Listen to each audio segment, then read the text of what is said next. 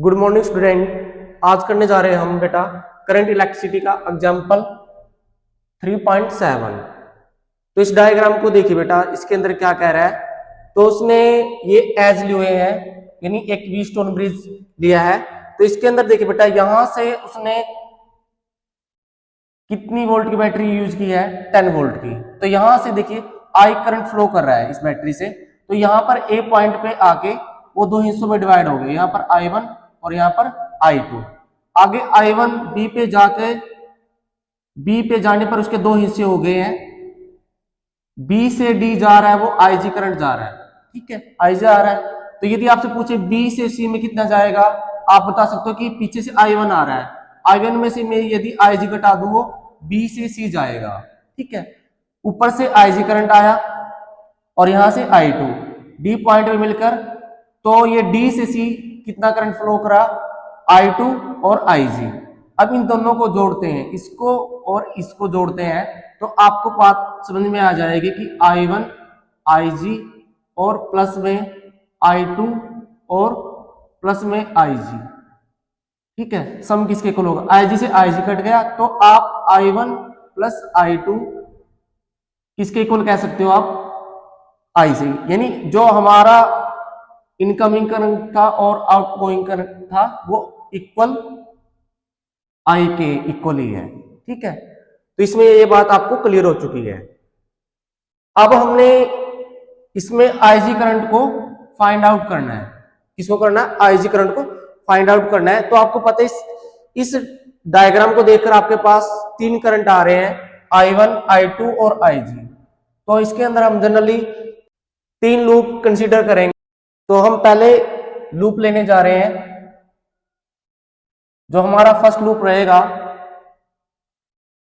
Loop first, तो वो रहेगा हमारा ए से बी, बी से डी, डी से ए, यानी ए से बी, बी से डी और डी से ए।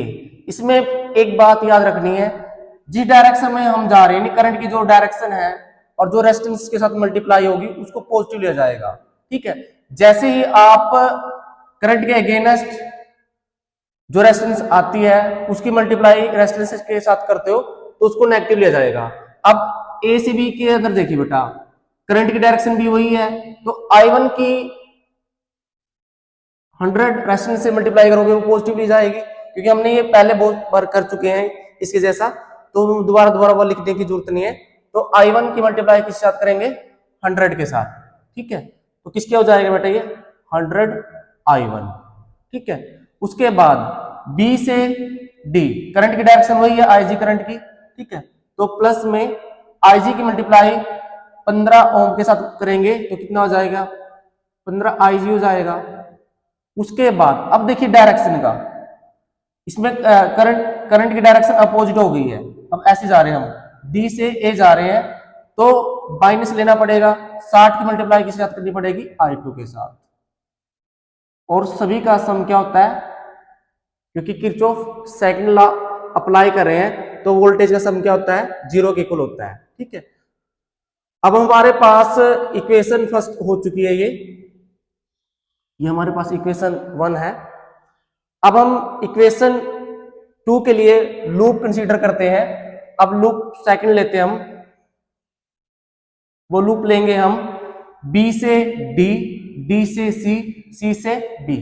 तो लेते हैं, देखिए B से D, D से C, C से B।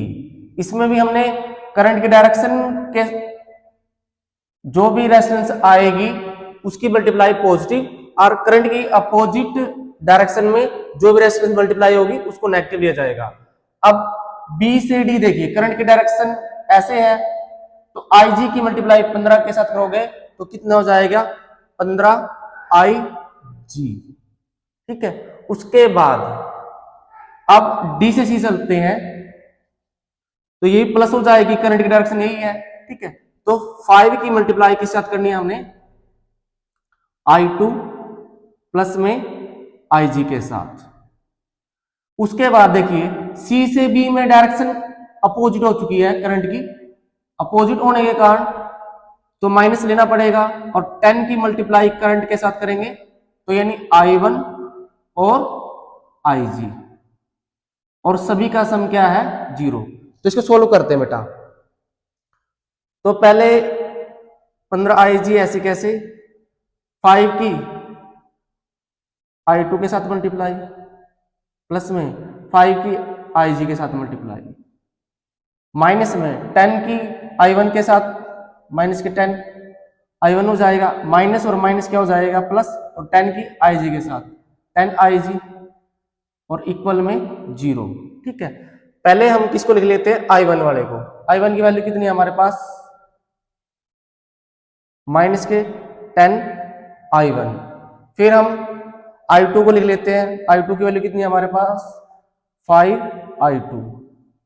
फिर IG वाले को जोड़ लेते हैं, IG वाले कितने हैं 15 ये 5 ये 20 और 10 ये कितने हो गए 30 IG हो चुके हैं, और इक्वल में क्या है 0। यहां से इक्वेशन हमारी 2 बन गई है, यानी लूप 2 से, ठीक है, 2 इक्वेशन बन गई है। अब हम लेते हैं loop A D C E, और E से फिर दोबारा A पे पहुंच जाते हैं।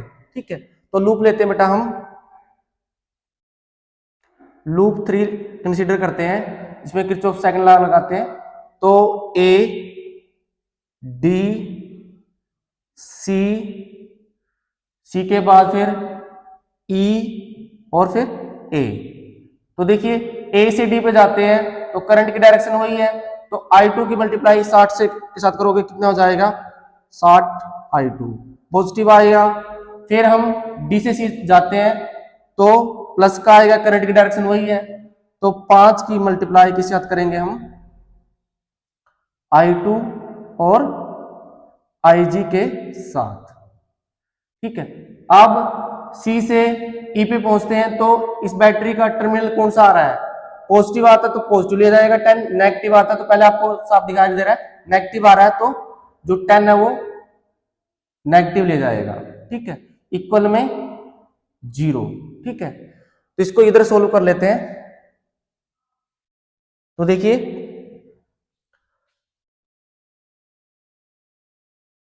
60 I2 ऐसे कैसा, 5 की I2 के साथ मल्टीप्लाई करेंगे तो कितना हो जाएगा 5 I2 और 5 IG, और इस 10 को मैं डायरेक्ट यहां लेके जा रहा हूं तो प्लस के 10 इधर चले गए, तो इक्वेशन कौन सी बन गई हमारे पास, ये थर्ड इक्वेशन आ गई। ठीक है, तो इसको हम ऐसे भी लिख सकते हैं, I2 को जोड़ लेते हैं, कितनी हो गई 65 I2 और प्लस में 5 IG इजिकल टू 10, इसको ऐसे लिख लेते हैं। ठीक है, तो इसके अंदर देखिए बेटा हम फर्स्ट इक्वेशन और सेकंड इक्वेशन को सोल्व करेंगे। ठीक है, ताकि हमारा यहां से क्या कट जाए I1 और I2 कट जाए। तो हम ऐसा कर सकते हैं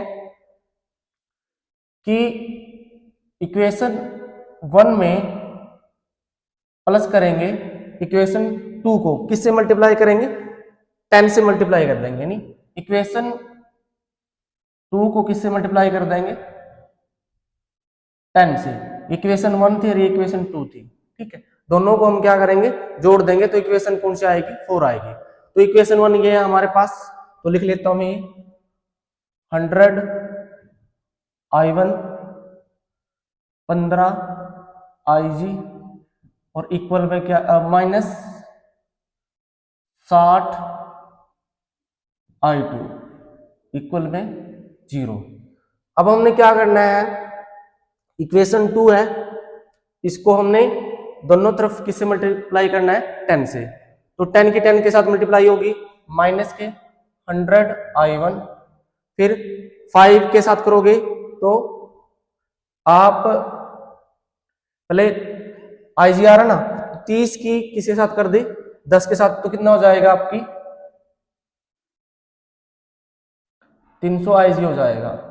ठीक है, उसके बाद फिर 5 I2 के साथ करनी है तो कितना हो जाएगा बेटा ये 50 I2 हो जाएगा।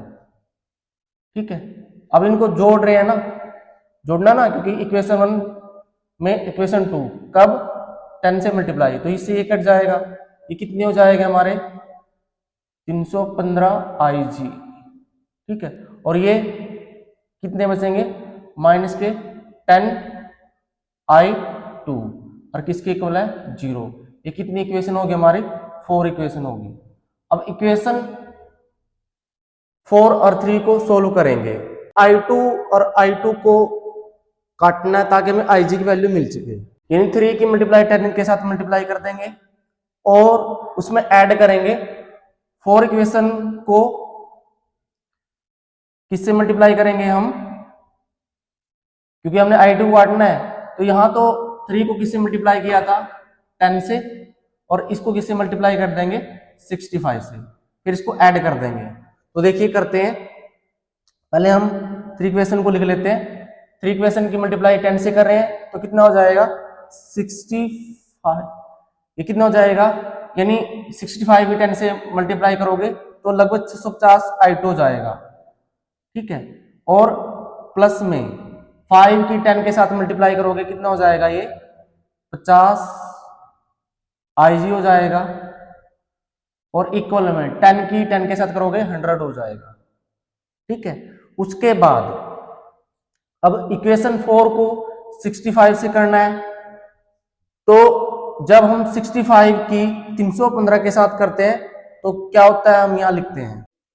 तो देखिए इसके अंदर बेटा हमने 65 की 315 के साथ मल्टीप्लाई कर दी तो हमारे पास ये आ गया, ठीक है। और 65 की 10 के साथ की तो ये 650 माइनस के आ गया। अब इसके अंदर हमने कहा बोला है कि इनको ऐड करने जा रहे हैं, तो देखिए बेटा इसमें आपने यहां से ये कट चुका आपका, ठीक है।